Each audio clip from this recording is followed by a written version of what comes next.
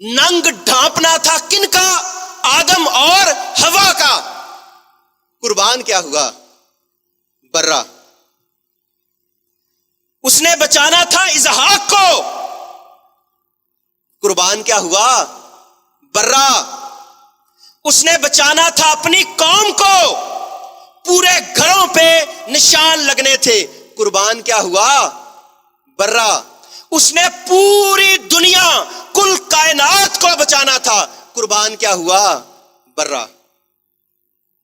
खुदा के कलाम में उस बंदे ने कहा, जो न्यूमेरिक्स आते हैं, उसने कहा कि खुदा बेटे के नाम 317 भी हो सकते थे, 318 भी हो सकते थे, 320 भी हो सकते थे, 316 ही क्यों? खुदा ने 10 हुक्म ही क्यों दिए? 11 क्यों, 12 क्यों, 13 क्यों नहीं? खुदा ने पूरी बाइबल में 613 हुक्म ही क्यों दिए? 614 क्यों नहीं दिए? 15 क्यों नहीं दिए? 17 क्यों नहीं दिए? उसने कहा अगर 6 + 1 + 3 को जमा करें तो कितना बनता है?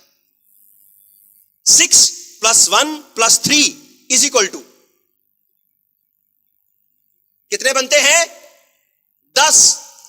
अगर मसीह के टाइटल्स को जमा करें 3 + 1 + 6 = 10।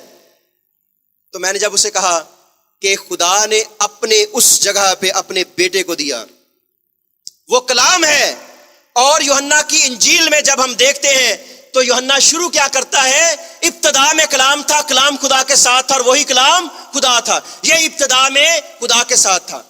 और वो कहता है कि सारी चीजें उसके वसीले से पैदा हुई और कोई भी चीज उसके वसीले के बगैर पैदा नहीं हुई। और मैं कहता हूं कि कोई भी चीज उसके वसीले के बगैर पैदा हो ही नहीं सकती। ये मैं नहीं कहता, ये कलाम कहता है। अब जब मैं गौर करता हूं तो मैं कहता हूं कि मसीह ने कैसे कैसे टाइटल बयान कर दिए। उसने कहा इब्तिदा और इंतहा मैं हूं। इब्तिदा और इंतहा मैं हूं। अल्फा और ओमेगा, दुनिया का नूर, जिंदगी का पानी, जिंदगी की रोटी। अब जब उसने ये सारी चीजें कही, कलाम मुकद्दस में ये सारी बातें हमारे ईमान की तकवीयत के लिए हैं। मैंने उस बंदे से क्या कहा? 2 बातें, कि पानी से गुस्ल देना जरूरी है या कलाम से गुस्ल देना जरूरी है। मसीह के बगैर हम कुछ भी नहीं हैं और मसीह के बगैर दुनिया की कोई चीज वजूद में रह ही नहीं सकती। जब सेल दरियाफ्त हुआ था तो एक बहुत बड़ी दरियाफ्त थी।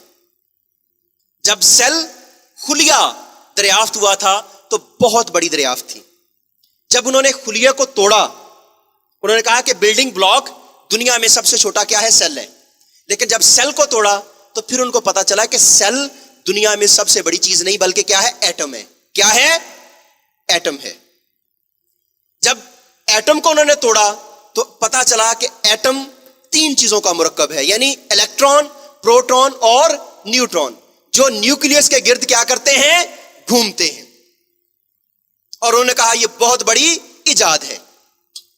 फिर जब उन्होंने एटम को तोड़ा और तोड़ते गए तो जो आखिर पे बचा वो था प्रोटॉन, जिसका लफ्ज हम ग्रीक में पढ़ते हैं फॉस, जिससे लफ्ज है फास्फोरस, जिससे लफ्ज है फोटो और जिससे लफ्ज है नूर। आखिर पे जो बचता है वो क्या है? नूर बचता है। और क्या लिखा है कलाम मुकद्दस में? दुनिया का नूर मैं हूं। लोग कहते थे एटम जिंदगी की बुनियाद है। एटम जिंदगी की बुनियाद नहीं है। फिर एक तस्वुर आया कि गैसेस दुनिया में जिंदगी की बुनियाद हैं। फिर यह तस्वुर भी पीछे चला गया। फिर पता चला कि 32 क्वैकर्स हैं जो हर तरह की गैस को और हर तरह के एटम को और जिंदगी को बनाते हैं। तो क्वैकर्स को बनने के लिए क्या चाहिए? यह मेरे इसमें नहीं लिखा था कि यह मैं आपको बयान करूं। और कलाम मुकद्दस में इन चीजों को जब हम देखते हैं, यीशु ने कहा दुनिया का नूर मैं हूं। खुलिया हो, खुलिया से पीछे एटम हो, एटम से पीछे प्रोटॉन हो, प्रोटॉन से पीछे गैसेस हो, गैसेस से पीछे जो सारे के सारे क्वैकर्स हो, क्वैकर के पीछे जो है वो है नूर, एनर्जी। और इसके बारे में आइंस्टाइन ने कहा था। उसने कहा था کہ energy can't be produced, can't be destroyed, it convert in one form to another form. وہ نہ پیدا ہوتی ہے نہ ہی ختم ہوتی ہے. خدا نہ پیدا ہوتا ہے اور نہ ختم ہوتا ہے، نہ اس کی زندگی کی کوئی بنیاد ہے نہ ہی کوئی اختتام ہے. اور وہ کلام کیا ہے؟ مسیح خداوند. اور اس کلام نے کیا کہا کہ میں دنیا کے آخر تک ہمیشہ تمہارے ساتھ ہوں. مسیح خداوند کل اور آج بلکہ ابد تک کیا ہے؟ یکساں ہے. اور یہ لوگ کہتے تھے کہ اب کلام کی ضرورت نہیں ہے. تو کلام تو یہ نہیں ہے. کلام کیا ہے؟ کلام مسیح ہے. تو اگر مسیح آؤٹ ڈیٹڈ ہو گیا ہے تو پھر ہمیں کلام کی ضرورت نہیں ہے.